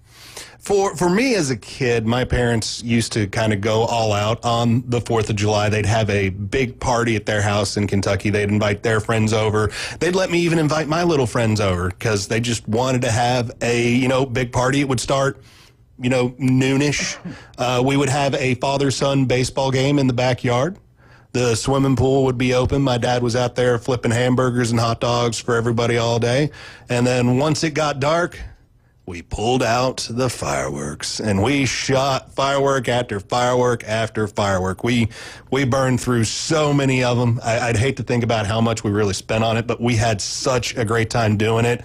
And this was Kentucky, and Kentucky at the time had some pretty strict fireworks rules. So, we're like shooting off fireworks and then like looking up and down the road to make sure the cops aren't coming. And then we shoot off some more fireworks and look up and down the road, make sure the cops aren't coming. When the cops come by, like we'll pull out like little fountains and sprinklers and light them up. And they'll be like, no, I guess this wasn't the house. Keep on moving, boys. Yeah. So that was pretty fun. When I got older, the 4th of July was a working time for me because I come from a family that worked in a firework business, so I sold fireworks for many, many summers when I was, in my early 20s, so I got that memory to go as well. But since we have moved down here to Florida, it has changed a little bit. My parents live on Deer Point Lake, and they have a dock that is right on the lake, goes, out into the lake about 20, 30 feet, beautiful spot to sit. And what we'll do is just my parents, my wife and I, and whoever else is with us will just get on the dock and watch all the neighbors around on both sides of the lake just shooting off fireworks. And one of the really cool things about being on the lake with it is you get to see the fireworks explode in the air, but then you get the great reflection of the fireworks coming off the lake. And one year it was just like smooth as glass on the lake. Great, beautiful, beautiful night for fireworks. Got some really cool pictures that night where you could see the firework in the air having the explosion, and then you could look down at the bottom of the picture and you would see the reflection of the firework on Deer Point Lake. So that is our new tradition, is just going to the parents' house, burgers and cerveza, sitting on the dock, watching other people shoot up and blow up some fireworks, so that way I don't have to go out and buy them. I love doing that. It's such fun. Any other words of wisdom for the 4th, Dave? Yeah, make sure that if you are shooting off mortars, make sure that they're pointed towards the air and that they're on a solid ground. And be careful with all the fireworks, because I have seen a time or two you light those mortars up, and like say you're on beach sand or something like that, and then it falls it just over, falls. and then it shoots sideways, which is not the direction Same thing with gravel. Yeah. Don't shoot fireworks off of loose gravel. That does not turn out the best, you guys. Be safe and make sure that you're, make sure whoever's kind of putting on the firework show or whatever, whoever's your firework lighter, your little pyro in the group, don't let them be too intoxicated. Yeah, let them be the soberest. Let them be the designator blower upper guy. There you go. Yeah, the designator blower upper. I like it. We'll start a TV and ad campaign to encourage safety with that, Dave. All right, coming up next, speaking of 4th of July, coming up next, Joy Chestnut going to be back at the Nathan's Hot Dog Eating Contest. So we're going to talk about that, and David and I are going to think about what foods that we think could make us eating champions. Get in my belly. You are listening to the Inside Drive, live from the Golf Plus Studios, 104.3 ESPN Northwest Florida.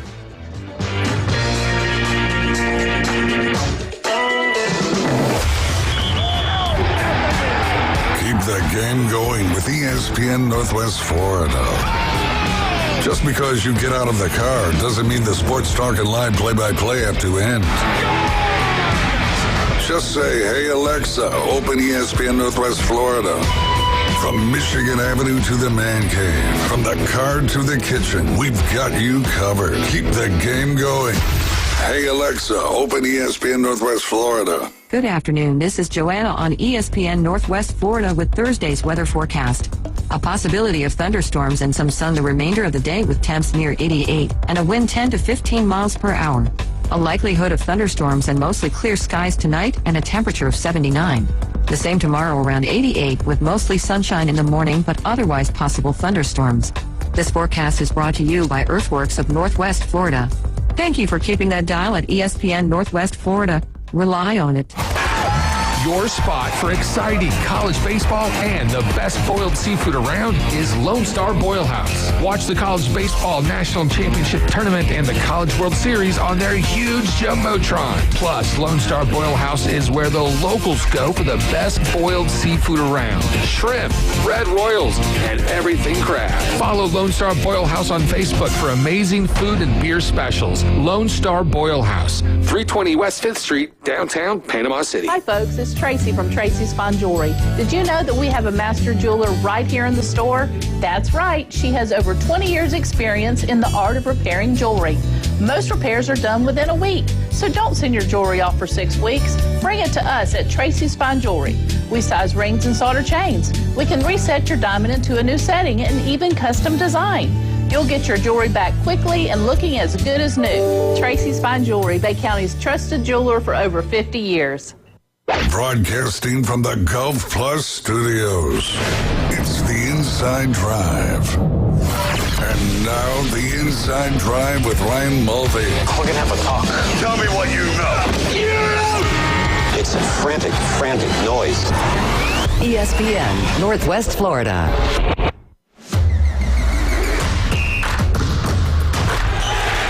Is the Inside Drive coming to you live from the Golf Plus Studios here in beautiful Panama City Beach.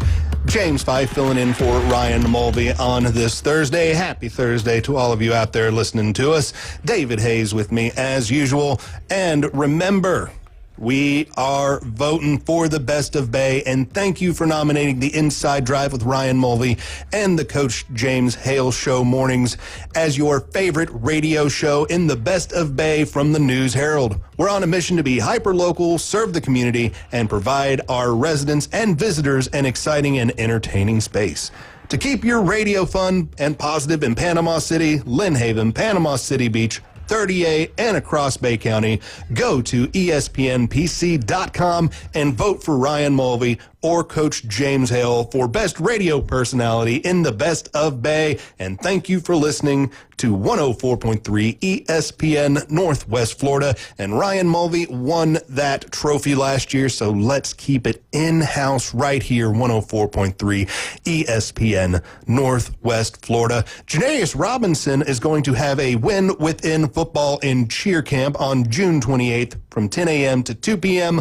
at Tommy Oliver Stadium. This is open up to students from first grade through the 8th grade. Lunch and T-shirts will be included. If you need more information on the event, just reach out to us here at the studio, and we will let you know everything that we know. Call the show, text the show, 850-215-6290. We're on Twitter, Twitch, YouTube, and Facebook. Like, subshare. See, I did it again. But you're not the only one to have done that. Like, No, Ryan has done that a lot. In fact, he did it. He did it like a few days in a row, and kind of just kept playing, kept using that. I like it. Subshare is nice. It should just be a word in and of itself, because so many people share, subscribe. Subshare should just be the word. Just, you save time, you save energy. You just create a new word that can go into Webster's dictionary. Yeah, I was about to say I can get on the line with Noah and we can see what we can get put in there. I mean, these days the dialects and lingos that we use, it's all over the place. So why not subshare? I mean, we could make it the word of the year. Subshare is the word of the year. Brought to you by ESPN Northwest Florida. Those guys are just the smartest. I am telling you, sitting right here, the absolute smartest. So Joey Chestnut is making his way back into the competitive eating arena. Last year was not part of the Nathan's Hot Dog Eating Championship due to a contract dispute with Major League Eating and Joey Chestnut, because Joey Chestnut signed a deal with one of those, it's not really meat type things for hot dogs. So he was just kind of blackballed for a minute there. They were like, no, you eat Nathan's hot dogs. Yeah. So that at least has been corrected. That has been fixed. So we get to see the champion in his championship setting. Nothing more entertaining than that. Because, I mean, last year without him, the winner was Patrick Bertoli with 58 hot dogs. That's it. 58 hot dogs in 10 minutes. What are we talking about here? Joey Chestnut, 76 hot dogs. Yeah, that was the in first 10 minutes. That was the first hot dog eating competition that I don't think that I watched for the first time in like maybe 5 or 6 years or so. Not that it was, and it wasn't like I was protesting. Joey Chestnut's not in it or anything. I didn't care that much. It just, for some reason, I don't know. I don't know what it was. I'm trying to think didn't back cross to the mind at July that time. 4th. Yeah. So welcoming him back. Thank you, Major League Eating, for bringing Joey Chestnut back. I mean, it's like throwing Michael Jordan out. It's like throwing Gretzky out. You know, it is the great. It's like throwing Tom Brady out. I mean, you can't throw the greats out. You need the greats to be there so people talk about your sport. Because if Joey Chestnut wasn't there, we probably wouldn't be talking about it. Because, I mean, he is the draw there. It's like Caitlin Clark. He is the draw. Joey Chestnut, born in Kentucky, by the way. I learned that today going to his Wikipedia page. Had no idea. Clue about that. Also has a degree in constructional engineering. I had no clue about that one either. He actually got started in his professional eating career while he was a student at San Jose University when he entered an asparagus eating contest where he ate 6.3 pounds of asparagus in 11 and a half minutes. Wait, Joey Chestnut did this? Yep. That was his first contest ever. Asparagus. I don't think I've ever thought about asparagus being a competition food, but a deep fried asparagus as well. Yeah, that's a crazy one. And that's kind of a weird one to get like your first ever eating event in. You figured it'd be something like hot dogs or something like, you just always think of people, doing as a contest. But hey, getting in on the ground floor in 2005 with asparagus. So he is a 20-year vet of the eating championships. What is it? MLE, Major League Eating? Major League Eating, yeah, MLE. He's a member of it. Many people are. It's crazy, man. Joey Chestnut and his records. I mean, you want to go through a few of them? Well, let's just do it. Eggs, 141 hard-boiled eggs in 8 minutes. I think I'm at best, not that I've ever tried this before, but I would say at best, if I was sitting there And, you know, the goal was to eat as many as I could. I think maybe 16 in 8 minutes. And I'm just are they already peeled? Yeah, they're already peeled. Okay, because they're like ready to just, they're literally ready to just like shove on in. I was about to say, if they're not peeled, maybe 2 in 8 minutes. Man, that's impressive though. I would not want to be around for the foreseeable future after that. I mean, that's almost 18 eggs a minute. Like that's just.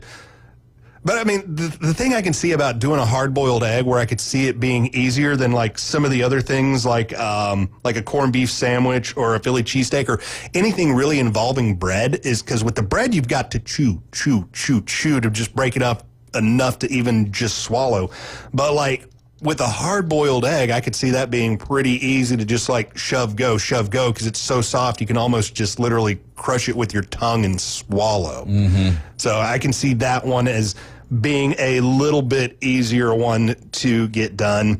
He has the record for pork ribs. He consumed 13.76 pounds of pork rib meat in 12 minutes.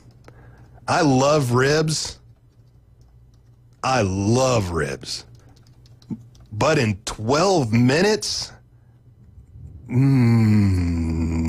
pounds, maybe. 3 4 pounds? Yeah. That's how much you're eating? That's how much I think I could get done in 12 minutes. I don't think I could get anywhere near almost 14 pounds. No. What a typical rack of ribs is about how many pounds you'd say? After being cooked and everything like that, I'll go. Which they're probably not weighing them. Taking out the bone and everything like that. I'm going to say about 1.5 pounds. Is this just rib meat that we're eating? Rib meat. So how this works is like they give you the riblets. And you like rip it off the bone, throw the bone to the side, rip it off the bone, throw the bone to the side. So it's kind of even cut ready to go for you to be quick. Yeah, I mean, again, you know, like I said before the show, look at this figure. Like this is not major league eating figure. This is waiting on my next meal figure. Well, maybe your next meal is with major league eating. Yeah, no doubt. I don't think I'd be able to eat maybe 2 pounds in, what'd you say, 12 minutes? 12 minutes on that one. Twinkies, 121 Twinkies in one, and 6 I'm struggling to get through it. Oh, you're one of those people that just don't like the texture of the Twinkie? No, it doesn't. No, I'm not really struggling to get through it. Just Twinkies have never been one of my favorite. Like, it's funny too because I would never, not that I would never, but if I'm going into a store and I'm picking out my snack, it's not going to be a Twinkie. However, when I do have one for the first time in a very long time, I'm like, oh, this is, you know, kind of good. But no, they're kind of bland.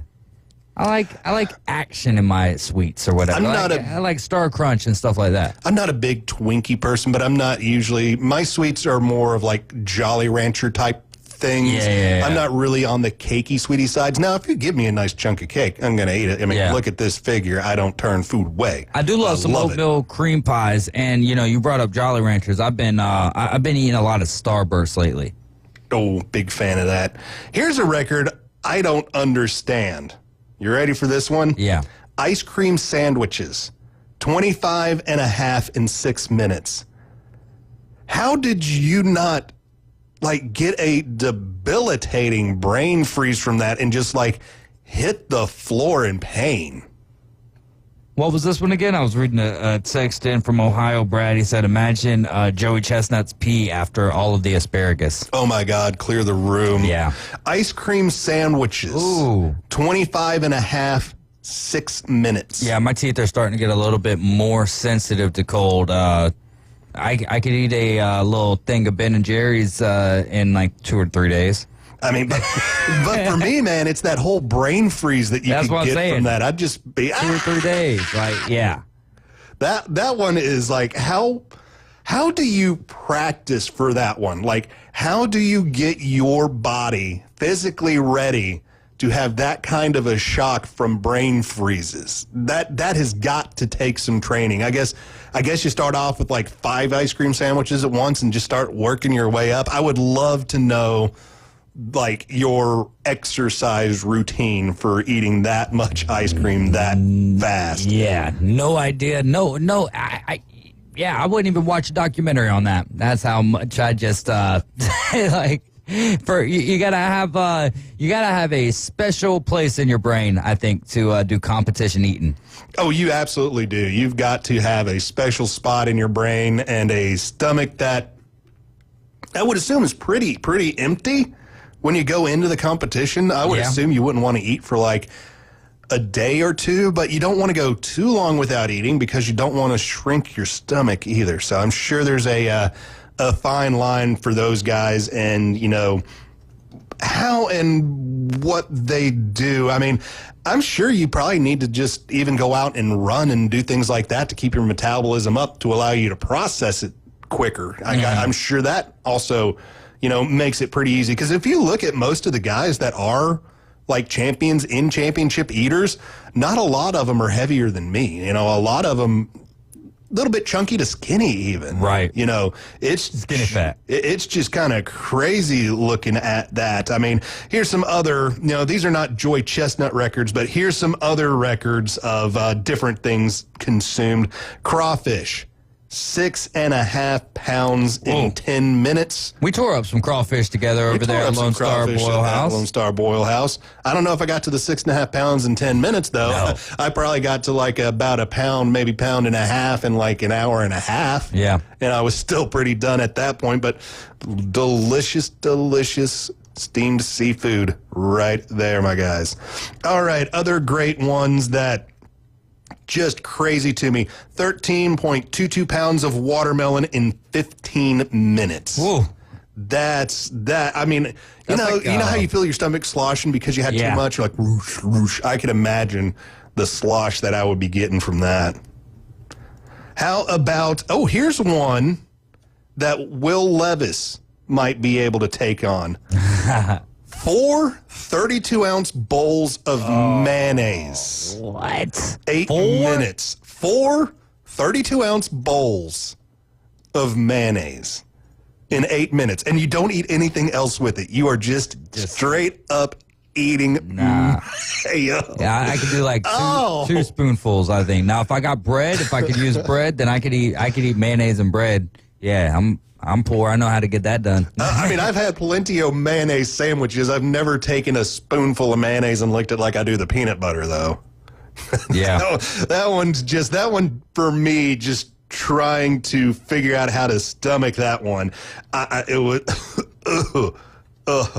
I just got a text in from my cousin. He says, I would puke after the second bowl of mayo. Bowl, bro. No, I'm puking after the second, probably the third bite. Oh, that is. I'm starting to get the feeling of the texture in my mouth right now for some reason. That one is that's got to be the craziest one that I have come across so far. Chicken wings in 12 minutes. 281 buffalo wings in 12 minutes. I couldn't do it, but you know what, James? For this one, I would try. I would try that. Well, the riblets, I would try the asparagus. I don't think I've ever had deep fried. I've had pan fried asparagus. I've had deep fried. I've never had pan fried. Oh, I would try it. Absolutely. Oh, you'd love it. If you like asparagus, deep fry it. Oh, yes. I mean, deep fried anything makes it good. 1 gallon, 9 ounces vanilla ice cream in 12 minutes. Again, how do you train for that and not just, go into utter shock in your brain from just wanting to shut down? What other great ones do we have going across here? Pasta, 10 pounds of spaghetti and red sauce in 8 minutes. Oh, pasta is so heavy. And I eat pasta and it gets heavy. I love some spaghetti, but I don't think I'm going to be able to make that one happen. 47. What's a typical serving of spaghetti? Typical serving of spaghetti, I'd probably say is somewhere around 4 to 6 ounces. That's where I was gonna. Say. So I mean, you're talking, multiplying that by 2 ounces. A typical serving of spaghetti is generally considered to be 2 ounces. So I'm with you, so 4 to 6. You're going to 10 ounces? Yeah, no, I'm right there with 10 you. 10 pounds? No way. Yeah, but the serving suggestion for pasta is like not even a full circle with your thumb and your index finger. Yeah, so I do a little bit more than that. That don't count. You an oyster fan? In the raw? I will eat a couple of them. Got to have the cracker. I don't just suck them straight off the shell, but I can eat them raw. But it's not something, like, I don't enjoy it. I just do it because everyone else is doing it. So it's like a pure... Yeah, I'm never, like, looking forward to, like, I really want some oysters. But if it's been a while and the table's getting them or whatever, I'll eat one or two. Oysters, for me, love them. But the record for oysters is not 47, but 47 dozen oysters. 47 dozen. And how long? 8 minutes. Daggum, Honor Island can't even shuck them that fast. My goodness. And I'm just kidding. I don't know what his time is, but world champion right there. Dude, here's my thing. How are you going to, like, make those noises at mayonnaise, though, and not do that at oysters? Oysters are kind of like the same texture, but worse. No, oysters don't, for me... Yeah, they don't have the... The mayo is more of a flavor of mayo, and the mayo's going to have much more, I think, of a coating to my tongue. Yeah. Because I can take that oyster, set it there for a second, and just swallow, and it's gone. Yeah. The mayo is going to, like, sit and have that tanginess just sit there and floating around the whole time while I'm eating another 2 gallons. Yeah. Oh, grits, 21 pounds of grits in 10 minutes. Well, I mean, I do like some grits, but you do. We're in Florida. Here's a good one: 10.8 pounds of key lime pie, 8 minutes. Again, like, how do you do this? I didn't really look into some of these numbers beforehand, and now just looking at them, I'm just going, how do you do that? 191 pickled jalapenos in 6.5 minutes. My stomach would be so filled with, like, acid and burning. I could not imagine, like, the heartburn after that. And I love spicy food. Don't get me wrong.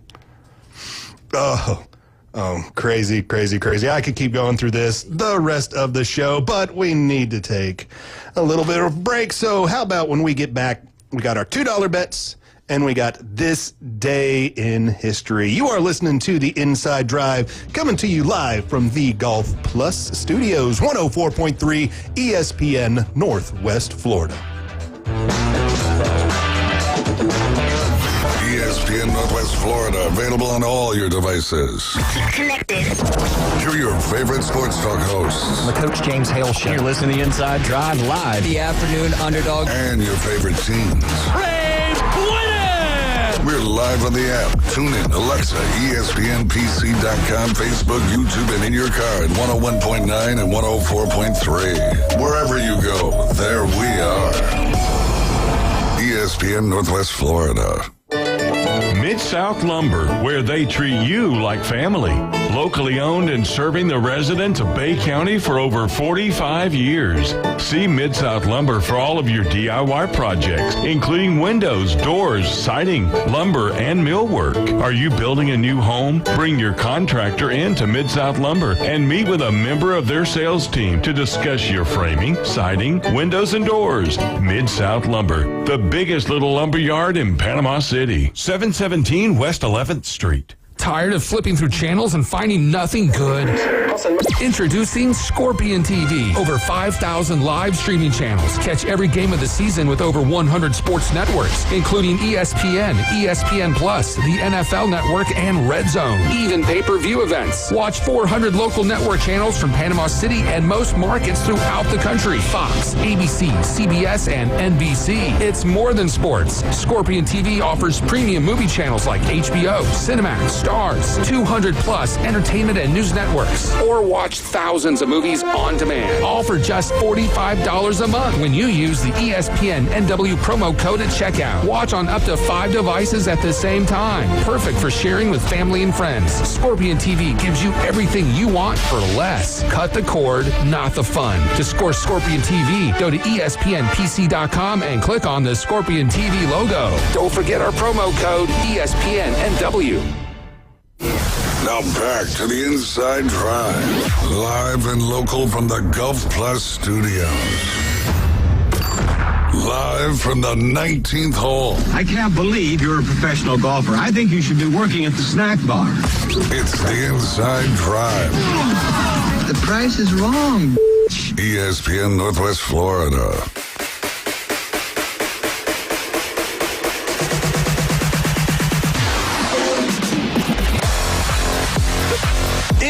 Inside Drive, live to you from the Golf Plus Studios, 104.3 ESPN Northwest Florida in beautiful Panama City Beach. You can call the show or you can text us here at the show, 850-215-6290. And for any of your golfing needs, head on over to Golf Plus. Shops at Edgewater here in Panama City Beach and up in Dothan, Alabama, right off of Montgomery Highway. ESPN Northwest Florida is your spot for the Braves on the Gulf Coast. Braves taking on the Mets tonight. 6 o'clock for pregame festivities after the afternoon underdogs with David Hayes. 6:15 for the first pitch of the evening. Atlanta Braves baseball on ESPN Northwest Florida is sponsored locally by Bill Bird Kia, PCB Hobby, Panama City Toyota, Hewitt Tire and Auto, and Hometown Towing. Now, I did find two more of the foodies that I think one of them I could be competitive in, at least I would want to be competitive in, and another one is just something I truly love. And I truly love peanut butter and jelly sandwiches. Ooh, the record for that is 42 peanut butter and jelly sandwiches in 10 minutes. That is, that one's got to be hard to do, because thinking of all that bread there, thinking of the peanut butter, you got the chew from the bread, you got the sticky from the peanut butter. I can imagine that one being a little bit harder of one to be in contention with, but I would try. And here's the one, David Hayes, I think I could have a shot at. 182 strips of bacon in 5 minutes. Now that one. 182 strips. But you could eat as many strips as you want at one time, right? That's it. Yeah. I'd try it, dude. 5 minutes, man. You know, I'd have a strategy of like taking like 10, 15 pieces at a time and stacking them on each other, shoving them on in. That's the way I think that you'd have to do that. But I got to say, bacon would be the one that, out of all of them that I've gone through so far, the one that I think I could have the best chance at. And if not, I would at least enjoy the most. Yeah. Going after the bacon. Give me the bacon. Time for our $2 bets. So last night. Have you ever, next time you eat bacon, just put a little dab of mayonnaise on the plate and dip the bacon in the mayonnaise. Oh, I can imagine that being good. It's basically, you know, a BLT minus the lettuce and tomato and bread. Yeah. So I could see that as being actually really, really excellent. Something I really like putting on my bacon is like pepper jelly. We make a pepper jelly that it's a jalapeno pepper jelly, little greeny color to it. Oh, I like putting that on some bacon. That like taking that, good. put it on the bacon, and like cook the bacon while it's on it. Oh, it gives you this crispy, candy, spicy stuff on the outside of the bacon. Totally great. $2 bet time. So last night, no hits for me. Nope. None of my bets hit. Oh, I had Two of one. them lost, and one of them was voided because of the rain out. So two and kind of a one. So how'd you do last night, Dave? Just had one hit, and it wasn't even a hit. It was a cash out, but they gave me the win would have been, it was a $2 bet, obviously, for like $6.76, and they were offering me $5.38. I had the Cardinals to beat the White Sox. That game got postponed. The Braves and the Mets under 8.5 runs. That hit. And then the Reds to beat the Twins. And so the Reds did beat the Twins, but this was before they actually suspended the game. So $5.38 for essentially the Braves going Take it. under 8.5 runs. I like it. You know, cashing out when it's in your favor is never a bad idea, guys. Yeah, you got to look at it. Sometimes the bank is in your favor, and take it. I needed a pass go, collect maybe not $200 in this instance, but $5-something. Yeah, take it, man. Anytime that you're winning, be a winner. So how am I feeling tonight? Well, I am feeling like the Rays will win over the Orioles. I will go with the over at 8.5. And I got Junior Caminero over half a hit. My $2 bet, if it hits, gets me $8. All right. I've got one already in the process in these early games. I've got Hunter Goodman, Mason Wynn, and Pete Crow Armstrong to get hits. Hunter Goodman already has his, so just waiting on Mason Wynn in the 110 game and PCA in the 120 game. At $2 would win $7.23. They're offering me a cash out right now, $2.93. maybe hold on to it, but Yeah, I'm I'm not gonna say play that one out. if you let it sit along. But if you take it now, I would not blame you. All right, my next one: the Dodgers to win over the Padres, the Giants to win over the Guardians, and the Phillies to win over the Marlins. $2 bet, $7.27. I went with a money line bet as well. Here for just MLB teams, I've got the Cubs to beat the Brewers in Game 1, Cardinals to beat the White Sox in Game 2, Phillies to beat the Marlins, which that one might be negated now that we both are picking them, and then the Astros to beat the Athletics tonight. That'll be $2 to win 17-16. Ooh, nice swing on that one. That one doesn't sound bad either, so I like that build right there. And my last bet of the day goes to the NBA and the NBA Finals. The Thunder to get the win, over 222 points.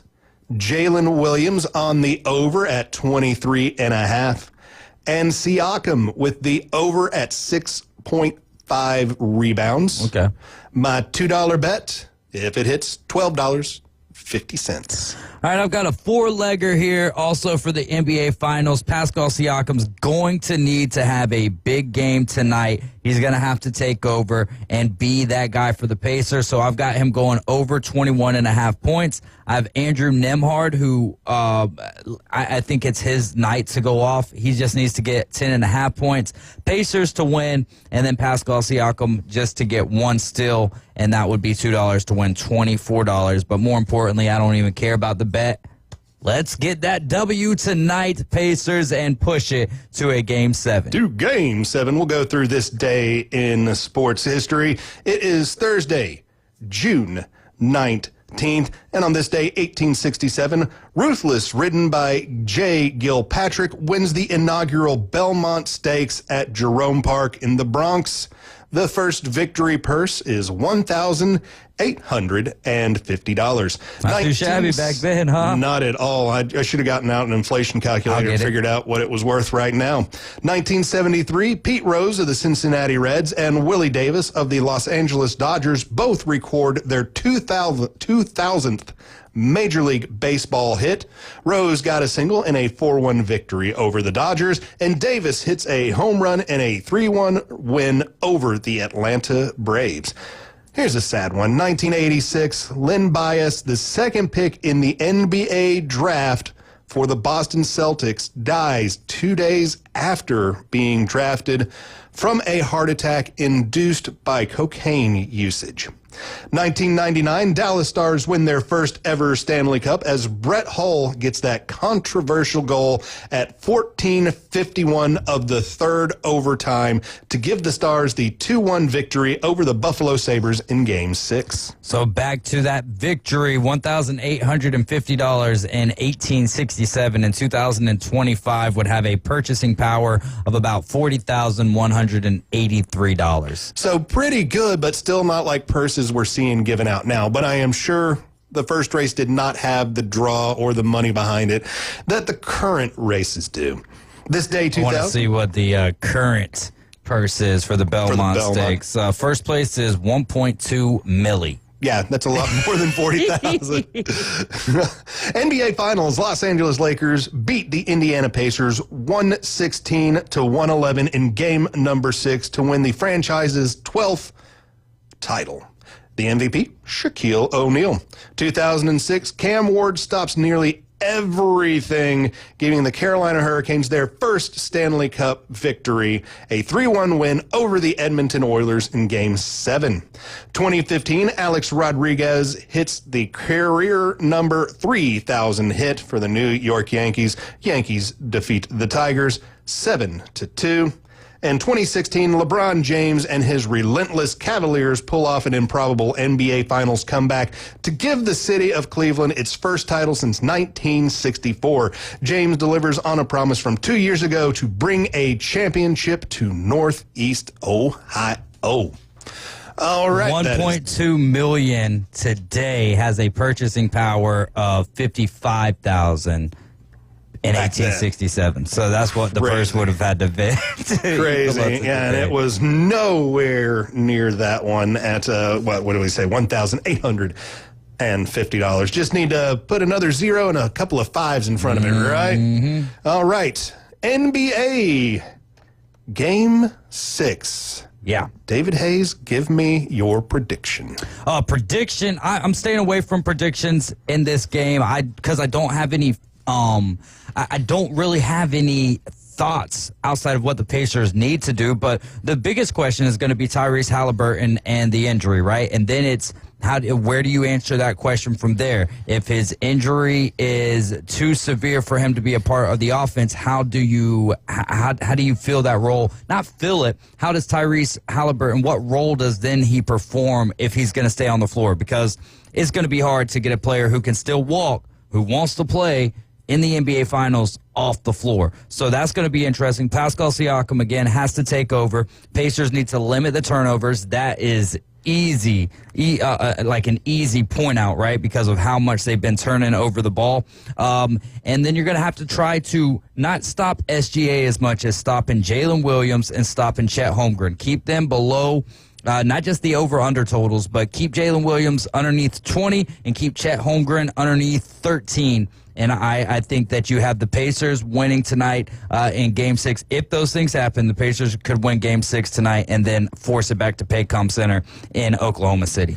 So you are looking forward to a Game 7 on Sunday night? That's what the hope is. Obviously, that's looking through the lens of a fan, through the lens of just kind of what we've been seeing to this point. I would say that the Pacers, from what we've been seeing to this point, because of their clutch run and everything, have an opportunity in this game because of the never back down mentality, and they're back here at the house, right? They let that last one in Indianapolis slip away from them, so I think that it's imperative of them. I think they know in the back of their mind that they have to, give back some vengeance tonight. Well, it sounds like David Hayes taking the Pacers tonight. I will take the Thunder tonight. Thank you guys so much for tuning in, hanging out. The Inside Drive, live from the Golf Plus Studios, 104.3 ESPN, Northwest Florida. Enjoy your day, everybody.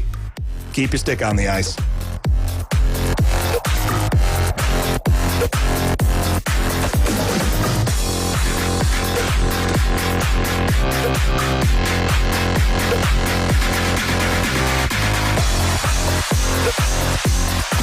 ESPN Northwest Florida. The Atlanta Braves play here. After picking up series wins against